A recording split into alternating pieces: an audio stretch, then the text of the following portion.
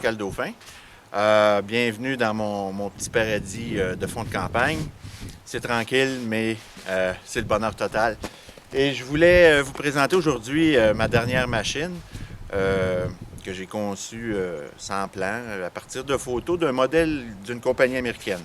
Mais je l'ai mis à ma sauce personnelle. Donc, c'est une fendeuse de catégorie industrielle. Je sais qu'aux États-Unis, ça se vend autour de 10 000 $ une machine comme ça. Mais je l'ai presque tout fait avec du recyclé, autant le métal que les cylindres et compagnie. Donc, on ne parle pas d'un investissement semblable. On a un moteur Honda 13 forces qui est couplé à une pompe hydraulique 2 stages, 22 gallons minute. Et puis, tout ça sur un cylindre de 5 pouces, un cylindre qui vient d'un ancien bulldozer. Et puis, on a une commande de retour automatique. Autrement dit, il faut que je la tienne pour fendre. Et puis, pour le retour, je l'enclenche et le cylindre revient tout seul pendant que je vais chercher une autre bûche. Là, à démonstration, c'est possible qu'il ne revienne pas tout seul parce que l'huile hydraulique est froide et ça le fait déclencher plus facilement que l'été. Ensuite, il y a les commandes et puis le cadran de contrôle pour la pression. Il y a une commande pour un lève-bûche. Quand on ne veut pas trop s'éreinter, ça se rabat au sol. On roule la bûche dessus, puis on le relève. Et il y a une commande ici pour un cylindre derrière le pilier qui fend normalement en deux.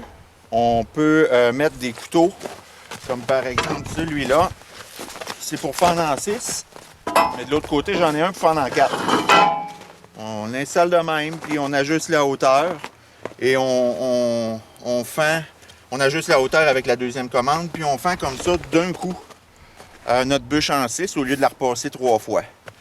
Il y a un panier que j'ai rajouté pour supporter tout ça si on veut tout de suite mettre le bois dans un trailer au lieu de ramasser à terre continuellement.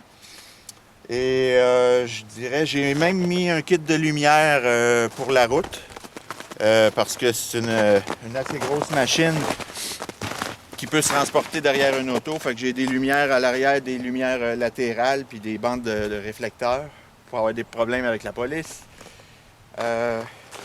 Et j'ai des lumières pour quand je veux travailler le soir au champ. La batterie alimente ça. Si je suis obligé de rouler lentement sur la route, il y a même des lumières stroboscopiques au-dessus des lumières fixes ordinaires. Puis quand on est deux au champ, ben moi qui aime les patentes puis les gadgets, je sais pas s'il va marcher avec le froid là, mais je me suis mis un avertisseur si je veux appeler l'autre gars qui est plus loin. Hein.